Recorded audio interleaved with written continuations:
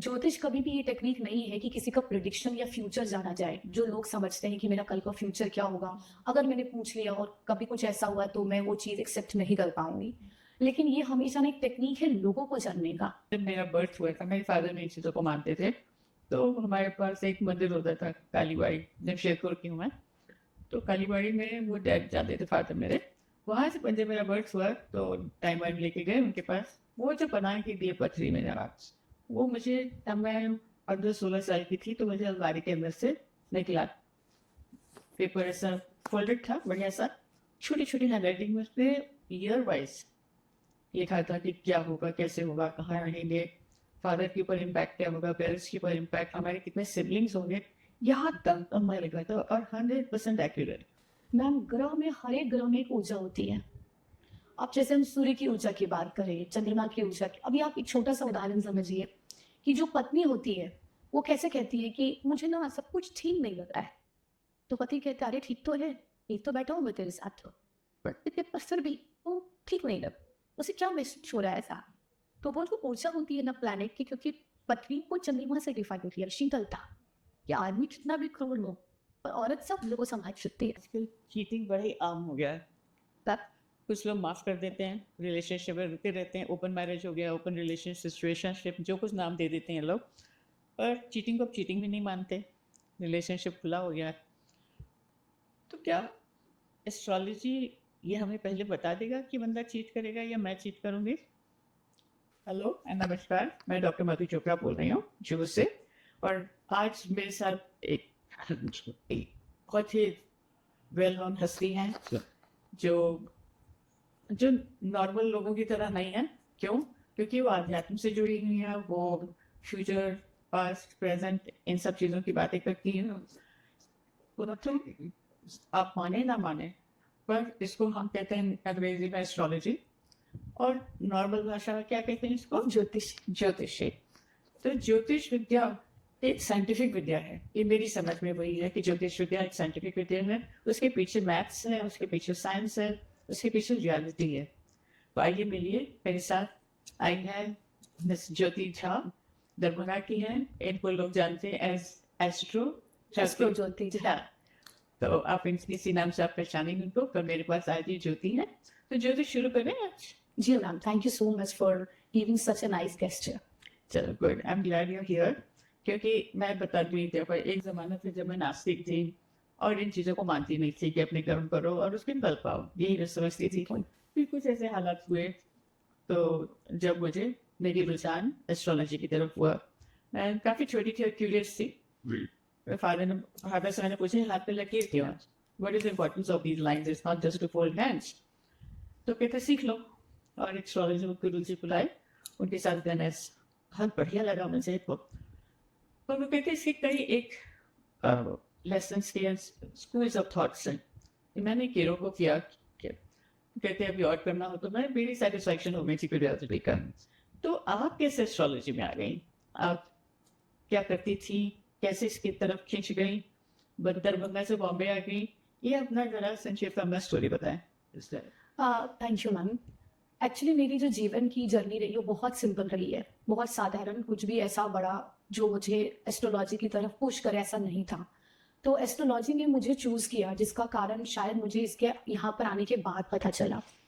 मैं एक normal school teacher थी और मैं एक सोशल स्टडीज़ और business studies 11th and 12th 9th 10th को पढ़ाती आई। और पढ़ने की जो एक मेरी क्यूरियोसिटी रही, तो वहाँ पर ना कभी कभी क्या होता है कि पर्सनल लाइफ में हम उलझ जाते हैं, रिश्तों में, लोगों को समझने में। तो मैंने एस्ट्रोलॉजीज की बुक्स, कुछ ग्रंथ जैसे कि शिव पुराण, भृगु संहिता, इन सब चीज़ों को एक नॉर्मली ऐसे पढ़ना शुरू किया। तो पढ़ते पढ़ते पढ़ते आसपास जैसे देखते हैं ना, कभी कभी हमारा समय ठीक नहीं चल रहा होता है तो लोग ऐसे मिलते हैं जो शायद धोखा देते हैं। ये समय ऐसा चलता है कि लोग आपकी हेल्प कर देते हैं। तो वैसा ही माहौल बना और बहुत सारे एस्ट्रोलॉजर्स से मिली, मेरे गुरु भी बने, और शायद फिर पूरा ट्रांसफॉर्मेशन इसी में हो गया। और अब जो सेटिस्फैक्शन वहाँ नहीं थी वो यहाँ मुझे एक अंतुली ढंग से मिलती है। तो ज्योतिष विद्या में आपको पहले से विश्वास था, रुझान था? क्या आपके इर्द गिर्द कोई ऐसे लोग थे जो ज्योतिष विद्या को प्रैक्टिस करते रहे थे? जी मैम, ऐसे एक्चुअली हमारे गांव में भी, जैसे मैं बिहार से आती हूँ, और मेरे जो परदादा थे वो भी एक ज्योतिष थे। अच्छा। और जब मैंने इस चीज़ को पढ़ना चालू किया और कुछ कुछ शायद पोस्ट में सोशल मीडिया पे शौक से डालती थी कि लोगों की भी हेल्प हो, तो अपने जो लोग थे वहाँ पर फेसबुक में फ्रेंड्स लिस्ट में उन्होंने कहा कि परदादा आ गए हैं। तो अब लोग हंसी में लेते थे और मैं भी शायद हंसी में ही लेती थी। पर जब मैंने इसको जानना शुरू किया, इंटरेस्ट हुआ, तो सच में कहीं मुझे लगता है कि मैं उस लेगेसी को लेके जा सकती हूँ आगे। तो डर नहीं लगता है? अब सच कहूँ तो अब नहीं लगता, अब नहीं लगता। क्योंकि जो भी इस चीज को मानते हैं आपके ऊपर उनको बहुत विश्वास होगा, तभी वो आके लिटरली अपनी जान, अपनी जिंदगी, अपने परिवार सबको दांव पे लगा देते हैं जी। कि आप जो दिशा दर्शन दिखाएंगी वही वो फॉलो करेंगे। तो कभी आपके साथ ऐसा कोई हादसा हुआ कि जब आपने कुछ किसी को सुझाव दिया हो और वो गलत पड़ गया? ज्योतिष कभी भी ये टेक्निक नहीं है कि किसी का प्रिडिक्शन या फ्यूचर जाना जाए। जो लोग समझते हैं कि मेरा कल का फ्यूचर क्या होगा, अगर मैंने पूछ लिया और कभी कुछ ऐसा हुआ तो मैं वो चीज़ एक्सेप्ट नहीं कर पाऊंगी। लेकिन ये हमेशा ना एक टेक्निक है लोगों को जानने का। अगर आप ह्यूमन को जानना चाहते हो तो बेसिक लैंग्वेज में आप उसके साथ सफर करोगे, कार में जाओगे, ट्रैवल करोगे, and then you come to know each other. इसमें क्या है ना कि ग्रह दशा या जो भी उनके प्लैनेटरी पोजीशंस हैं, वो जब आप जान जाते हो ना, और जानने के बाद असली रोल आता है कि आप उसको कैसे समझाते हो। क्योंकि डिलीवरी जब आप करते हो तो वो कनेक्शन बहुत इंपॉर्टेंट है दो लोगों के बीच में। तो जब हम किसी को कुछ बताते हैं, वो चीज़ फॉर एग्जाम्पल नहीं भी हुई, तो कोई ये नहीं किसी ने अभी तक ये नहीं कहा है कि ये चीज़ नहीं हुई है, ये कि मैम इसकी जगह कुछ और हो गया, कैंसर। अच्छा था टाइम, ये नहीं हुआ तो शायद वो हो गया। चलो ये बढ़िया। तो कभी किसी को मेंटल हेल्थ, अपने डिप्रेशंस, इन चीजों में काम आया है? मैम एस्ट्रोलॉजी इसमें बहुत हेल्प होती है, लेकिन एस्ट्रोलॉजी से पहले हमें इसके साथ कुछ आयुर्वेदा की चीजें भी जाननी होगी। आयुर्वेदा में जैसे 5 एलिमेंट्स होते हैं, पंच तत्व, और वो डिसबैलेंस हो जाता है तो बीमारियां आनी शुरू हो जाती है। ठीक उसी तरीके से जैसे 12 घर है कुंडलियों के, उसमें से जो छठा भाव होता है, 6th हाउस, उससे ये जाना जा सकता है कि इस इंसान को फ्यूचर में क्या होगा। अब जैसे यहाँ पर पंच तत्व रहा आयुर्वेदा में, वैसे ही पंच तत्व हमारे राशियों में भी होता है। तो 6th हाउस में मान लीजिए कि किसी की जल तत्व की राशि है, तो उसे यूरिन से रिलेटेड, कुछ फ्लूइड से रिलेटेड, या मान लीजिए कि वहां पे सूर्य बैठे हैं और उनका इन्फ्लुएंस 6th हाउस में ज्यादा है, तो हीट से रिलेटेड कोई इश्यूज हो सकता है। लेकिन हाँ, ये तय कि उसे हार्ट अटैक नहीं आएगा। तो ये हम उसको पहले से बता सकते हैं कि अगर आप बीमार हैं तो यही चीजों का प्रिकॉशंस ले सकते हैं। अच्छा। नहीं, मैं कह रही हूँ आजकल के बच्चे डिप्रेशन में चले जाते हैं, स्कूल में फेल कर गए, टीचर ने डांटा, पेरेंट्स ने फटकारा, तो डिप्रेशन में चले जाते हैं। तो क्या आप पेरेंट्स को इसमें हेल्प कर लेती हैं, कर सकती हैं, अगर वो आपके पास लेकर आए बच्चे को कि ये नालायक है, इसका कोई फ्यूचर है कि नहीं, आप ऐसे कर सकती हैं? मैम जब भी कोई ऐसे पेरेंट्स आते हैं ना, तो सबसे पहले तो मैं एक ही पूछती हूँ, आप कैसे थे? ओह। क्योंकि जहां आप थे और आज आप हैं तो उसमें कितना डिफरेंस था। तो कई बार ना मुझे ऐसा लगता है कि जो फैमिली में पेरेंट्स होते हैं, वो दो पेरेंट्स दो बैकग्राउंड से आ रहे होते हैं और उनकी अपनी अपनी थॉट्स होती है। तो वो चाहते हैं कि जो हमारा साथ नहीं हुआ वो हम बच्चे हमारे करें, तो उसके लिए या तो फुल फैसिलिटी देते हैं या उनको वो रास्ता दिखाते हैं कि भाई अब तुम्हें चलना है। पर वो चीज़ गलत है ना, शायद उसकी डेस्टिनी वो ना हो। तो दो ही चीज़ें होती हैं यहाँ आने के बाद, या तो पेरेंट्स समझ जाते हैं या बच्चा समझ जाता है। तो ये ज्योतिष विद्या में बड़े सारे तरीके हैं, हम सुनते हैं, टैरो है, और क्या कहते हैं, न्यूमरोलॉजी है, और सिग्नेचर्स हैं, कई तरीके से फेस रीडिंग है, पथरी पढ़ना होता है, लैंग्वेज को देखकर समझते हैं। तो आपका आपकी विशेषता किसमें है, या आपकी रुचि किसमें है? पहले मैंने जो शुरुआत की थी वो टैरो से ही की थी। तो टैरो को जितना मैंने समझा है कि जस्ट इंस्टेंट एनर्जी, आप आए, आपने कोई एनर्जी कैरी किया, आपने मुझसे कुछ प्रश्न पूछा, और जो मैं एक स्पिरिचुअल सोल हूँ तो मैं कुछ शायद फॉलो करती हूँ, और मैंने कार्ड्स निकाला और वो मेरे थ्रू आपको पता चला, और वो शायद कनेक्ट भी हो गया आपसे। लेकिन वो चीज़ ना आत्मा को सेटिस्फाई नहीं करती है, लॉन्ग टर्म की डिसैटिस्फैक्शन नहीं है उसमें। अब न्यूमरोलॉजी की बात करते हैं। न्यूमरोलॉजी पे तो खैर बहुत डिबेट्स हैं, बहुत एस्ट्रोलॉजर्स की, क्योंकि अगर मैं कहूँ तो नेपाल में विक्रमादित्य का कैलेंडर चलता है और रशिया हमसे 10 साल कैलेंडर में डिफरेंस है, तो ईयर्स पे तो जाएंगे तो बहुत डिबेट हो जाएगा। लेकिन वैदिक एस्ट्रोलॉजर एक स्नैपशॉट है, आप पैदा हुए और आपके ग्रह वहाँ है, कोई दूसरे पैदा हुआ, उसका ग्रह कहीं और है, तो वो क्यों है डिफरेंसेस इतने? एक ही क्लास में 3 बच्चे हैं, फर्स्ट आए, सेकेंड आए और थर्ड आए, तो ऐसा नहीं होगा ना कि सेकंड वाले ने मेहनत नहीं करी, वो 1 नंबर से पीछे रह गया। उसकी ग्रह दशा देखेंगे तो कुछ और होगा, पहले वाले की कुछ और होगा। तो मुझे ऐसा लगता है कि एस्ट्रोलॉजी शायद बहुत हजारों साल से आया है और वो सटीक है, मुझे ऐसा लगता है। मैं सटीक आप बोली तो मैं अपने घर का ही उदाहरण दे सकती हूँ कि कितना सटीक था। जब मेरा बर्थ हुआ था, मेरे फादर इन चीज़ों को मानते थे, तो हमारे पास एक मंदिर होता था कालीबाड़ी, जमशेदपुर की हूँ मैं। तो कालीबाड़ी में वो डैड जाते थे फादर मेरे, वहाँ से जब मेरा बर्थ हुआ तो टाइम वाइम लेके गए उनके पास। वो जो बनाए की दिए पथरी में नवाज, वो मुझे तब मैं 15-16 साल की थी, तो मुझे अलमारी के अंदर से निकला। पेपर ऐसा फोल्डेड था बढ़िया सा, छोटी छोटी हैंडराइटिंग में उसपे ईयर वाइज लिखा था कि क्या होगा, कैसे होगा, कहाँ रहेंगे, फादर के ऊपर इम्पैक्ट क्या होगा, पेरेंट्स के ऊपर इम्पैक्ट, हमारे कितने सिबलिंग्स होंगे, यहाँ तक हमारे लिखा था और 100% एक्यूरेट। और फिर ये भी उसमें लिखा था कि बड़ी होकर पढ़ाई में अच्छी होगी, डॉक्टर होगी, इसका ब्याह डॉक्टर से होगा और इनका मसाला पति डॉलदार और artistic. I tell you 100% accurate. तो उस जमाने का एस्ट्रोलॉजी और आज के एस्ट्रोलॉजी में क्या फर्क है, इतना एक्यूरेसी आप डाल सकते हैं। मैम देखिए, एस्ट्रोलॉजी में हम अगर ये कहें कि हम एक्यूरेसी देते हैं, वो ठीक नहीं होगा कहना, क्योंकि हर दिन हम एक छात्र की तरह, स्टूडेंट्स की तरह है। जो भी इंसान आता है वो हमारे लिए भी एक सब्जेक्ट है।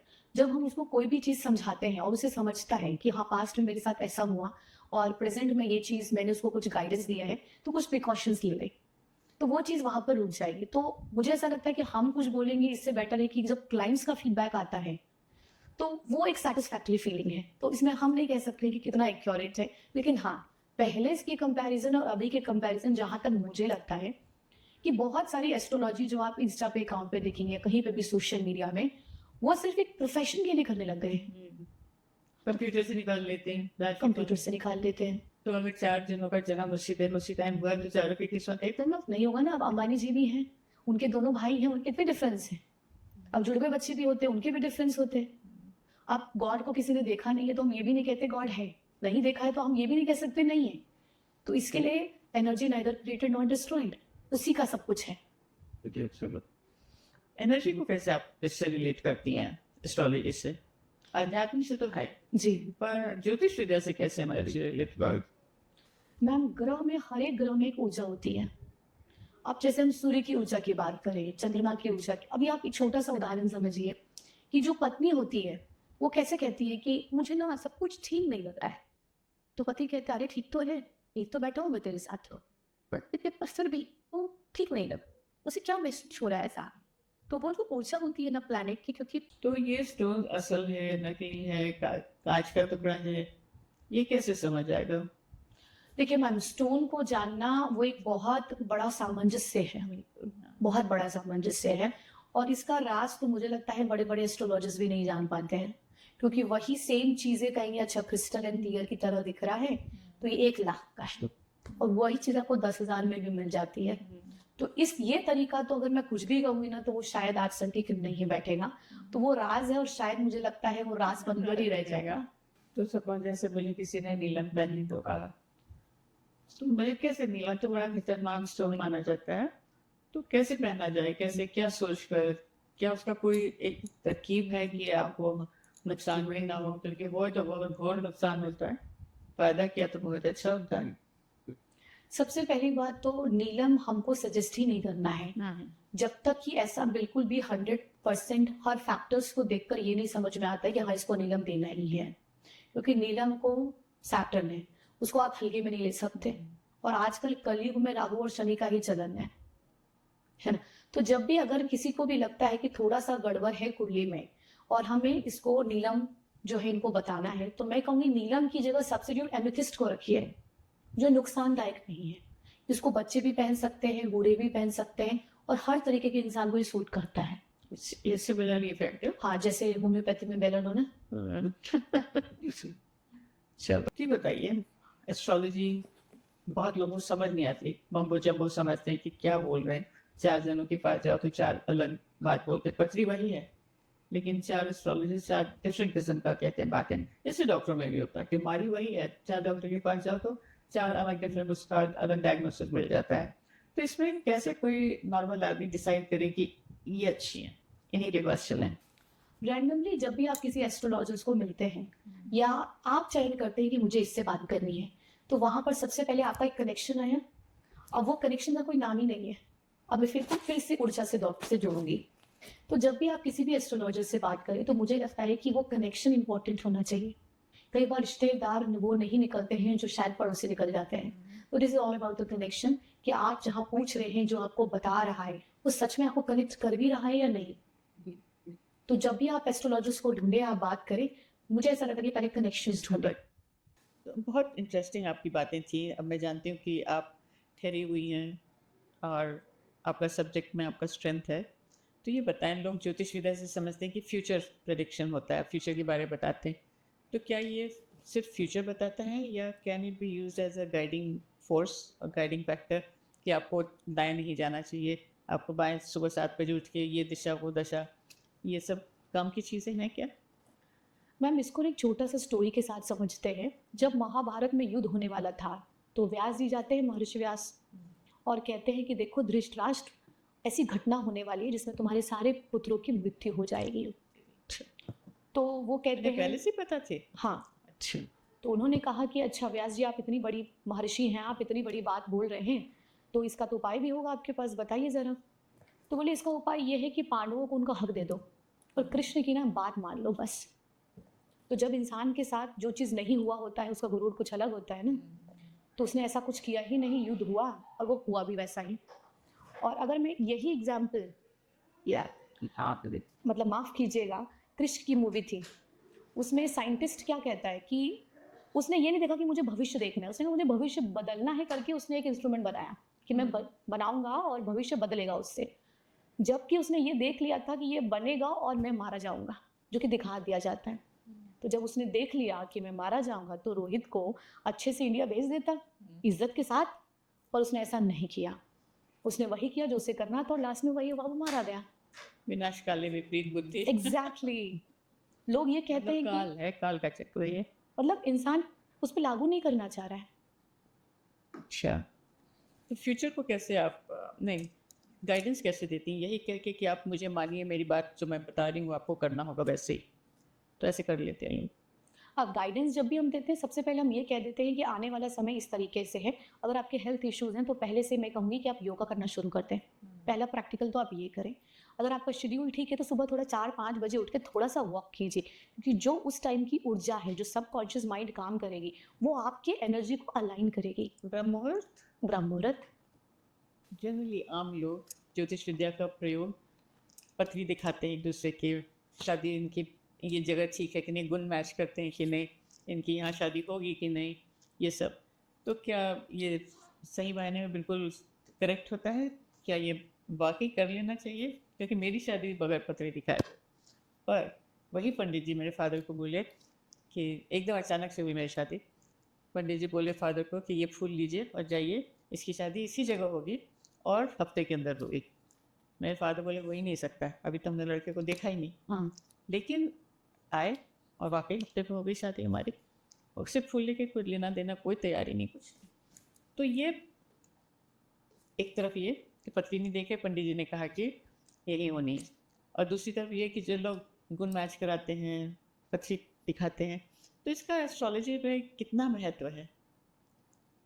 मैम, सबसे पहले तो आज हमें ये समझना होगा कि लड़के और लड़कियां बहुत स्मार्ट हो गए। और ये बताइए कि ये अरेंज मैरिज होगा कि लव मैरिज होगा, ये बता सकते हैं जी एस्ट्रोलॉजी? बिल्कुल। तो लव मैरिज के लिए तो मैं कहूँगी कि आज जैसे कॉर्पोरेट में कोई मिला और 10 दिन के बाद उसकी भी शादी के लिए माँ बाप बोल रहे हैं, उन्होंने सब कुछ इंट्रोड्यूस किया और शादी हो गई महीने भर में, उसको हम लव मैरिज नहीं कहेंगे, उसको हम अरेंज ही कहेंगे। अच्छा। जब तक 4-5 साल इंसान इन्वेस्ट नहीं करता तो उसे लव नहीं कहा जाएगा। पर हाँ, टेक्निकली चार्ट से ये डिफाइन हो सकता है कि इसकी लव मैरिज होगी या अरेंज। फॉर एग्जाम्पल, उदाहरण के तौर पे लेते हैं कि जो सबसे पवित्र स्थान होता है कुंडली में वो है 5th हाउस, 5वां घर। बहुत पवित्र माना गया है उसको हर एक घर से।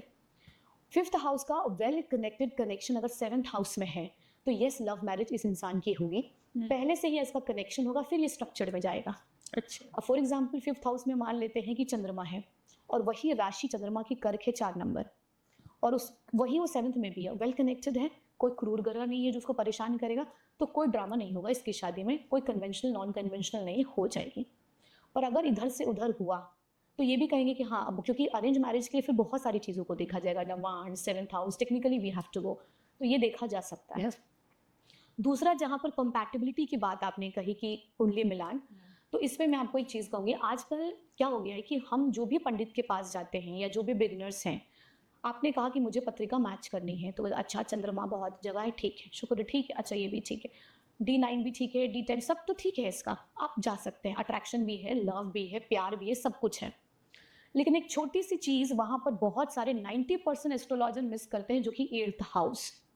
वो इतना गहरा, इतनी इंटीमेसी हाउस जो कि ट्रांसफॉर्म करता है, सीक्रेट्स हाउस है वो। हम और आप पति पत्नी कैसे हैं बाहर, वो जमानों को दिखता है, और हम घर में कैसे हैं गहराइयों में, वो कौन देखेगा। पति पत्नी झगड़ा करते हैं तो क्या वो अंदर की ही बात रहनी चाहिए ना, लेकिन कुछ लोग होते हैं जो बाहर भी बोलते हैं, फिर उनके रिलेशंस और खराब होते हैं। अब उदाहरण के तौर पे किसी के 8th हाउस में मान लीजिए शनि है या राहु है, और सामने वाले के 8th हाउस में भी शायद शनि और राहु है, हो तो वो तो नहीं चलेगा। वो उसको टॉन्ट मारेगा और ये कहेगा अच्छा इसने मुझे टॉन्ट मारा, वो बड़बड़ बड़बड़ करके निकाल देगा। देना। तो ये डिफरेंसेस भी हमको देखना है कि हर एक चीजों के साथ 8th हाउस को बहुत सारे एस्ट्रोलॉजर्स इग्नोर करते हैं। मैंने लाइव देखा है कि 8th हाउस को नहीं बताया गया। मतलब जब आप पति देखती तो इतना पारदर्शी होता सब कुछ। बहुत कुछ एक आईने की तरह, लेकिन हर दिन लगता है कि अभी और कुछ बाकी है। मतलब जब आप पति देखती तो इतना पारदर्शी होता सब कुछ। बहुत कुछ एक आईने की तरह, लेकिन हर दिन लगता है कि अभी और कुछ बाकी है। तो क्या कभी चलते चलते ये सब चीज़ चेंज हो जाता है, क्योंकि प्लैनेट्स तो एक पोजीशन में होती नहीं है। जी, तो एज यू मूव अहेड, आपने पति तो बढ़िया मैच करा लिया, लेकिन एज यू मूव अहेड आपके प्लान पोजीशन चेंज हो गए, तो क्या रिलेशनशिप्स चेंज हो जाएंगे उससे? क्या प्रेडिक्ट रिलेशनशिप कर सकती कि 10-5 साल के बाद आपका साथ नहीं रहेगा?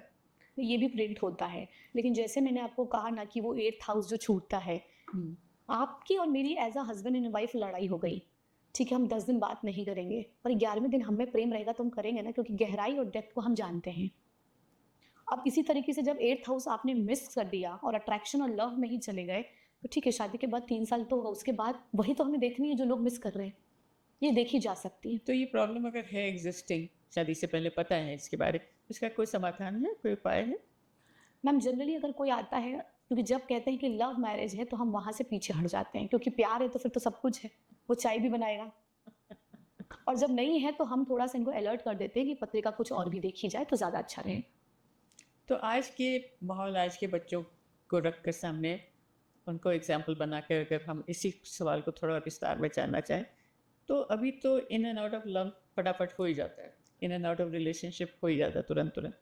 तो क्या आप एस्ट्रोलॉजी के थ्रू, ज्योतिष विद्या के थ्रू उनको हैंड होल्डिंग कर सकती हैं, उनको सपोर्ट कर सकते हैं? क्या उनको एडवाइस दे सकते हैं? क्या आप अपना सिचुएशन चेंज कर लें या दिशा, अपना रास्ता चेंज कर लें? ये रिलेशनशिप आपके लिए बहुत अच्छा है, क्योंकि ये भी एक उदाहरण मेरी लाइफ में हुआ है किसी के साथ। मैम सबसे पहली बात तो ना कि कहते हैं ना, हम बुक्स में पढ़ते हैं, बहुत बुक्स पढ़ते हैं, उसमें कहते हैं पेशेंस इज अ की, पेशेंस इज अ की। तो पेशेंस तो है ही नहीं हमारे अंदर, 4 बार हम पेशेंस को ही की बोले जा रहे हैं, तो पेशेंस है नहीं। कभी क्या होता है, आजकल ट्विन फ्लेम्स आ गए हैं, इंट्यूशंस आ गए हैं, डिवाइन एनर्जीज आ गई हैं, और कहा जाता है कि ये जो डिवाइन एनर्जी है ये मुझे संकेत दे रही है कि ये जो बंदा मुझे ऑफिस में मिला है यही मेरा पार्टनर है। अब उस टाइम में एस्ट्रोलॉजी पिक्चर में आएगी, क्योंकि अब उस टाइम आपका टाइम क्या चल रहा है उसी टाइम से डिफाइन होगा ना कि आदमी सही है कि गलत है। अब कोई आया और किसी ने मुझे ये कहा कि मैम ये लड़का मुझे मिला है और मैं सपने में मैंने महादेव को देखा है तो अब उस चीज को मैं ये कहूंगी कि इसमें एस्ट्रोलॉजी, जैसे मैंने कहा, टाइमिंग ही सब कुछ है, ऊपर वाले से भी सबसे बड़ा है, टाइमिंग इज अ फैक्टर। इसके लिए कहा जाता है कि समय को देखें और ये जाने कि सही समय है, और वही समय अगर कुंडली में भी एक्टिवेटेड है तो जो भी इंसान आपकी लाइफ में अभी मौजूद है वो आपके लॉन्ग टर्म तक उसका रिलेशन आपके साथ चल सकता है। क्योंकि परमानेंट भी कहना गलत है, परमानेंट भी नहीं कहा जा सकता कि हाँ यही सोलमेट है। सोल मैम एक्चुअली सोलमेट होता कुछ भी नहीं है, सोल को किसी की जरूरत ही नहीं है, आत्मा तो अपने आप में पूर्ण है, उसे क्यों चाहिए सोलमेट। मेरी जर्नी है, आप मुझे मिले, मेरे साथ आप चले, वो प्रेम ठीक है, पर जर्नी मेरी है ना, हम जाएंगे, मेरी मृत्यु तो मेरी होगी ना, मेरे सोलमेट की तो नहीं हो रही है। तो मुझे नहीं समझ में आता कि ये soulmate, twin flame, what it is, मुझे भी कोई बता दे टेक्निकली। ठीक है, जिनने महसूस किया उनको पता तो है कि ये मेरे सोलमेट है, और सोलमेट के लिए वो बेड ओवर बैकवर्ड्स करके बहुत कुछ कर तो उसमें टाइमिंग भी मैच करना पड़ेगा एस्ट्रोलॉजी में, कि इल्यूजन तो नहीं है। तो मैं वो एग्जांपल देना चाह रही थी यहाँ पे अबाउट दिस, कि ये घर अच्छे से सब अरेंज मैरिज था, सब मैच करा के बहुत बढ़िया मैरिज था, अच्छे से शादी भी कराया उन लोगों ने। लड़की घर आ गई तो उनके मेंटल लेवल पे दोनों मैच नहीं कर रहे थे। तो हस्बैंड दुखी रहता था, वाइफ दुखी रहती थी, उनके पास कोई वार्तालाप के लिए, कॉन्वर्सेशन के लिए कुछ सब्जेक्ट कॉमन ही नहीं था। तो वो अपनी ड्यूटी कर रही थी, अपना ड्यूटी कर रहा था। बिखरा बिखरा सा रिलेशन था उनका, बट जैसे फेस दिखाते बाहर के, वो फेस उन्होंने सबके सामने बहुत बढ़िया रखा था। एक दिन अचानक से हस्बैंड का बांध टूट गया, वो क्या डिवोर्स। तो उसकी माँ जो थी वो मानती थी इन चीज़ों को। वो अपने घर के जो फैमिली पंडित थे उनसे पूछे, तो बोली कि ये आपके घर की लक्ष्मी है, ये जब तक है आपके घर से अटैच्ड, या आपके घर में उसका एनर्जीज उसके घूम रहे हैं, तब तक आप लोग अच्छा रहेंगे। मतलब धन की वर्षा होगी, काम अच्छा रहेगा, सब कुछ अच्छा रहेगा। पर ये दरवाजे से बाहर गई तो आपका ख़त्म हो जाएगा। पर जो लड़का था वो इन चीज़ों को नहीं मानता था, कहता हमारी मैच ही नहीं है, मैं रह नहीं सकता इसके साथ, डिवोर्स करते हैं। श्योर इनफ, पर महीना के अंदर पूरा बिजनेस कोलैप्स कर गया, बैंकरप्ट हो गए। फिर गए मिन्नत करते उस लड़की के पास, बोली ना हमारा मैच तो नहीं। तो इस हद तक लोग बता सकते हैं ना। तो जो आप कह रही हैं कि दिशा मतलब गाइडेंस बहुत इंपॉर्टेंट है, जो ज्योतिष विद्या से लोग ले सकते हैं और उसका बेनिफिट ले सकते हैं, बस है मान ले तो। हम मान ले तो, अगर हम कहें सुबह व्यायाम करिए तो सुबह तो 10 बजे तक वो सो ही रहे हैं। हमने रिलेशनशिप पे जब हम बात कर ही रहे हैं, तो एक और बताओ, आजकल चीटिंग बड़ा ही आम हो गया है। तब कुछ लोग माफ़ कर देते हैं, रिलेशनशिप में रुके रहते हैं, ओपन मैरिज हो गया, ओपन रिलेशनशिप, सिचुएशनशिप, जो कुछ नाम दे देते हैं लोग, पर चीटिंग को अब चीटिंग भी नहीं मानते, रिलेशनशिप खुला हो गया। तो क्या एस्ट्रोलॉजी ये हमें पहले बता देगा कि बंदा चीट करेगा या मैं चीट करूँगी? जी मैम, ये एक्चुअली इसका आंसर मैं इसको इस तरीके से देना चाहूँगी कि कुछ युतियाँ हैं, कंजंक्शंस हैं, जिन्हें अगर आप एस्ट्रोलॉजी में देखें तो वो कहा जा सकता है कि ये इंसान थोड़ा ड्यूल नेचर का है, अंदर भी फ्लटी है, बाहर भी फ्लटी है, कहा जा सकता है। लेकिन वो शादी से पहले होगा और शादी के बाद शायद उसे प्रेम हो जाए, उसे जिम्मेदारियाँ समझ में आ जाए, तो वो ऐसा नहीं भी करेगा। अब इसमें ये ध्यान रखना है टेक्निकली कि जो लगन कुंडली है उसमें अगर एक ही युति है, मान लीजिए राहु शुक्र या शुक्र मंगल या राहु बुध, तो उसको देखकर हम ये नहीं कह सकते कि बंदा चीट करेगा। लेकिन जो अदर फैक्टर्स हो गए, जैसे D9 चार्ट हो गया, D10 हो गया, या एक से ज़्यादा युतियाँ, तो हम इसको कंफर्म कह सकते हैं कि ये बंदा आपको चीट करेगा। This is a snapshot for the prediction. इतना क्लियर? यस, क्योंकि अगर किसी के लड़के के चार्ट में कोई भी राहु शुक्र है तो सेकंड अरे ये तो चीटिंग करेगा ही। अरे कैसे करेगा, अब तक करता आया था, पर शादी के बाद उसके ग्रह आपके ग्रह मिले ना, तो क्या पता अब वो नहीं करेगा। पर हाँ, एक से ज़्यादा है तो डेफिनेटली वो करेगा। आपको नहीं पता, आपके सामने वो सीधा है पर बाहर वो कृष्णा है। चलो ये बड़ा इंपॉर्टेंट इन्फॉर्मेशन है टू मेक अ डिसीजन कि साथ रहें कि साथ नहीं रहें, साथ चलें कि नहीं चलें, है कि नहीं। पर मुझे लगता कि ये थोड़ा डरावना सा है जो आप बोल गई अभी, कि रिलेशनशिप बहुत ही अच्छा हो लेकिन वो चीट करके खत्म हो करेगा। गया ना। सर ठीक है, अब तो ये बताइए, हम समझते हैं कि आपका कर्म जो है वो लौट के आपके पास्ट लाइफ से प्रेजेंट लाइफ में पहुंचता है, आपके कर्मों का फल आप इस जन्म में भोगते हो, आपके अच्छे और बुरे सबका हिसाब किताब यही होता है इसी जन्म में। इन सब का तोड़ या जोड़ इसमें है क्या ज्योतिष विद्या में? सबसे पहले अगर ये किसी को प्रमाण करना है तो आप शिव पुराण खोलें और पढ़ें कि क्या हुआ था, क्योंकि लोगों को कहानियों में उसका पिछला जन्म ये, उसका पिछला जन्म, आजकल किसी को इंटरेस्ट नहीं है। हाँ, सोशल मीडिया पे क्या चल रहा है सबको इंटरेस्ट है। अब यहाँ पर क्या है कि कार्मिक कनेक्शन के लिए एक छोटा सा उदाहरण है, क्योंकि मेरे साथ ये क्लाइंट आया था, उसकी कुंडली मुझे बहुत अच्छे से याद है कि कर्क लगन की उसकी कुंडली है और राशि मिथुन राशि थी, और 5th हाउस में उसके सैटर्न बैठे हुए हैं, और 9th हाउस जो भाग्य का कहा जाता है उसमें राहु और जुपिटर है। तो राहु जुपिटर 9th में आया तो ऑटोमेटिकली केतु गया 3rd हाउस में शुक्र के साथ। अब इसका पूरा ये है कि उसकी शादी लव मैरिज होती है, अपनी पसंद से होती है, लेकिन शादी के बाद उसका कोई भी फिजिकल इंटीमेसी की अगर हम बात करें तो उसके साथ कुछ भी बराबर था नहीं। उनकी जो वाइफ बनी बाद में, शादी से पहले सब ठीक था और शादी के बाद कुछ इंटरेस्ट था ही नहीं उसमें। वो बाहर रिलेशनशिप ढूंढता था, उसमें भी उसको सक्सेस नहीं मिलती थी, उसमें भी बहुत ज़्यादा इशूज़, लड़कियों में इशूज़, काम में इशूज़। तो अब वो बंदा परेशान है कि भाई कोई भी चीज़ बेटर क्यों नहीं हो रही है, ना मेरा काम बेटर हो रहा है, ना मेरा पर्सनल रिलेशनशिप, तो ये क्यों हो रहा है आपके साथ। ऐसा नहीं ना ऊपर वाला आपके साथ डिफ्रेंशिएट कर रहा है, मुझे बहुत ज़्यादा दे रहा है, तो वो एक्चुअली में कार्मिक कनेक्शन है जो आपको भोगना पड़ेगा। और उसको भोगने के लिए आप अपनी दिनचर्या तो ठीक कीजिए। Stop looking outside.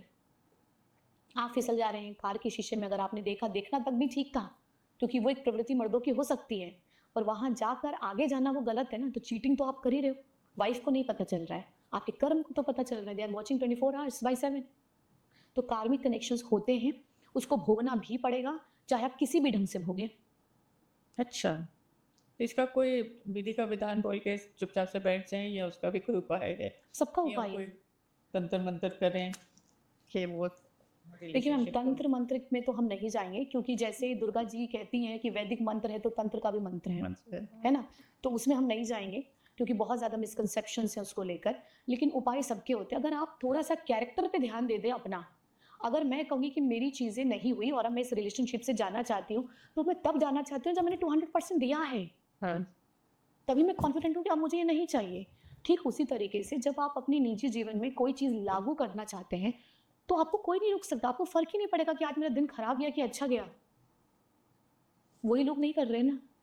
वो कहते हैं हाँ, वो पंडित से मिले थे, कुछ तो काम आए नहीं। अच्छा, जो उन्होंने कहा था आपने किया था, हाँ, 1000 पूजा तो करवा लिया था, नासिक गए थे अभी, पितरों का हमने किया है पिंडदान। अच्छा, आपने अपने में क्या किया? जी करना है, हमारा टाइम शेड्यूल ही वैसा है। अच्छा, आपको आधा घंटा नहीं मिलता योगा करने के लिए? फ़ोन पे चलाने के लिए आपने इंस्टा पे देखिए कि आपने कितना रील उसको स्क्रॉल किया हो। तो दिस इज़ द डिफरेंस जो हमें समझना होगा, जो लोग कंसल्टेंसी के लिए जाते हैं, कि अगर आप पैसा खर्च कर रहे हैं तो जेन्युइनली आप बात मानिए। मानिए और सेल्फ लव देखिए थोड़ा, आपने अपनी तरफ इंटरनलाइज करके ध्यान दें अपनी तरफ, जी। तो ही आपके डायरेक्शन का या आपके एडवाइस का कोई फ़ायदा होगा। अगर मानना ही है तो मान लेना चाहिए। चलो अच्छा है, तो मतलब कर्म करो और दरिया में डालो, हिसाब किताब यहाँ होना ही होना जी। है कि नहीं? चलो, बहुत अच्छा लगा आपसे बात करके। और सारा कई लोग नहीं मानते हैं ज्योतिष विद्या को कि जो उन्हीं की किस्मत में लिखा हुआ वो तो होगा ही होगा। ये ज्योतिषी क्या बोलेंगे? बोल के मुझे गुमराह कर रहे हैं, लेकिन जो होना वही होगा। इसका तोड़ क्या है? आप इस मानने वाले लोग को कैसे आप बोलते कि ना मैं भी हूँ? देखिए मैम, सबसे ये भी एक बहुत बड़ा मिथ है जो लोग अपने ही दिमाग में लेके घूम रहे हैं। अभी मैं आपको एक छोटी सी चीज़ यहाँ बताऊंगी। ओशो एंड ज़ेन की बुक में एक कहावत है कि एक आदमी है जो गधे पे चढ़ के जा रहा है और बच्चा उसके साथ जा रहा है। तो लोग क्या बोल रहे हैं, मतलब बाप अगर गधे पे बैठा है और बच्चा चल रहा है, कि कैसा बाप है, खुद बैठा है और बच्चे को चला रहा है। फिर दूसरे विलेज में जाता है तो उल्टा होता है, वाइस वर्सा। तो कहता है अरे कैसा बाप है, बेटे को बिठा रखा है। तो मतलब आप ये सोचिए कि यहाँ के लोग है ना, अपने थॉट प्रोसेस और अपने ज्ञान में इतने ज़्यादा सीमित है कि उनको ये नहीं समझना है कि क्या फैक्ट है। क्योंकि हमेशा सच्चाई को, कभी स्टेटमेंट को किसी चीज़ की प्रूव ही नहीं, किसी मतलब प्रूफ चाहिए ही नहीं। तो जब मैं कहती हूँ कि एस्ट्रोलॉजी सच में है, ब्रह्मांड में एग्जिस्ट करती है, आज नहीं तो अब कैसे कॉर्पोरेट्स में, अगर आईटी कंपनी में आप चले जाएं, उनके हर दरवाज़ा खुला, हवा से नहीं खुला है, लॉजिक है, ग्रेविटी है उसके अंदर। ठीक है, तो जिसने ज़्यादा पढ़ लिया वो तो लॉजिक लगाएगा, लेकिन सिंपल चीज़ें तो बच्चों को भी समझ में आ जाती है कि सूरज सुबह उगेगा और जैसे जैसे धूप होगी तो हीट की जो रेजिस्टेंस है वो बढ़ती चली जाएगी। इतना ही तो था। अब एस्ट्रोलॉजी को किसी चीज़ को प्रूव नहीं करना है, लेकिन एस्ट्रोलॉजी आपके डेली लाइफ में है। अगर आपको इस जर्नी की आत्मा को समझना है 1 मिनट बैठ के, तो आपको एस्ट्रोलॉजी से बेटर कोई समझा ही नहीं सकता। जी मैं तो स्पिरिचुअल हूँ और मैं तो डेली मेडिटेशन करती हूँ, महादेव का ये सुनती हूँ, मुझे मत बताइए। You are not ready to learn. Learning खत्म, आप गए। एस्ट्रोलॉजी तो है, और मैं कहूँगी कि ऐसा नहीं कि किसी को मुझसे कंसल्टेंसी लेनी है। आप कनेक्ट करते हैं, बातों में लगता है कि सच्चाई है, डेली लाइफ में ऐसा होता है, तो आप ज़रूर आइए। क्योंकि आपका आना एक बार मेरे लिए वेलकम है, लेकिन आपका ठहर जाना वो मेरी नॉलेज है, मेरा ज्ञान होगा। हमारे भी एक हैं एस्ट्रोलॉजर, तो नहीं बोलती उनको मैं पंडित जी बोलती हूँ, गुरुदेव, पर है गवर्नमेंट जॉब में, पर वो बहुत सटीक बोले हमारे ही लाइफ में। तो अब ऐसा हालत है कि उनसे पूछे बगैर हमारी पूरी फैमिली कुछ नहीं करती। जी, ऐसा ही होता है, क्योंकि ऐसे एक बार बड़े बड़े विश्वास। नोन लोग हैं जो अपने पंडित या एस्ट्रोलॉजर से पूछे बगैर दरवाजे से बाहर भी नहीं निकलते। ऐसे भी लोग हैं जो बहुत ज़्यादा बिलीव करते हैं बिना, और उनको अच्छे वाले मिले भी होंगे जो उनको सही दिशा, सही रास्ता दिखा रहे होंगे, गुड एडवाइस दे रहे होंगे, जो मानते हैं। तो स्पेशली फिल्म इंडस्ट्री में तो बहुत देखने को मिलता है, क्योंकि ये लोग सुपरस्टिशियस भी होते हैं, इतने पैसे चलते हैं उनके आगे। तो एक इनसिक्योरिटी है इंडस्ट्री में, जिसकी वजह से वो लीन करते हैं कि मैं किस वक्त में होगा कि नहीं। अच्छा, मेरी मम्मी को मैंने परसों ही कहा था कि ये जो इंडस्ट्री है, नए लोग ना इसको एंटर करने नहीं देते हैं बहुत, कि कौन है क्या है, तो हम कैसे बताएंगे कि हम हैं और आप हमारे पास आइए, या कोई भी चीज़ों से हम कैसे प्रूफ करेंगे। तो मम्मी ने कहा तभी तो फिल्मी दुनिया है ना, बनावटी। फिल्मी वो दुनिया वही होती है। आने से पहले की बता रही हूँ मैं आपको, 9:15 पे एक कंसल्टेंसी आई, अभी आज ही लाइव, और उन्होंने कहा कि मैम मुझे ना ऐसा लग रहा है कि कोई मुझे मार देगा, ऐसा लग रहा है कि कोई मेरे पीछे जान के है, मुझे मेरा मर्डर करेगा, है कोई बड़े लोग हैं वो। तो मैंने कहा अच्छा पहले भी लगा है क्या कुछ आपको ऐसा? तो उन्होंने कहा नहीं पहले तो ऐसा नहीं लगा है। तो मैंने कहा ठीक है अगर आप अर्जेंट नहीं है तो मैं शाम को बात करती हूँ आपसे, क्योंकि आपके पास आना था। तो उन्होंने कहा नहीं नहीं मुझे आप बता दीजिए 10 मिनट चलते। मैंने कहा ऐसे एस्ट्रोलॉजी नहीं होगी मेरे से, पर हाँ आप जिस तरीके से एंग्जाइटी हो रही हो रहे मैं आपको शांत करने की कोशिश करती हूँ। मैंने just I open the app and saw his detail, you know entered his detail and saw what it is.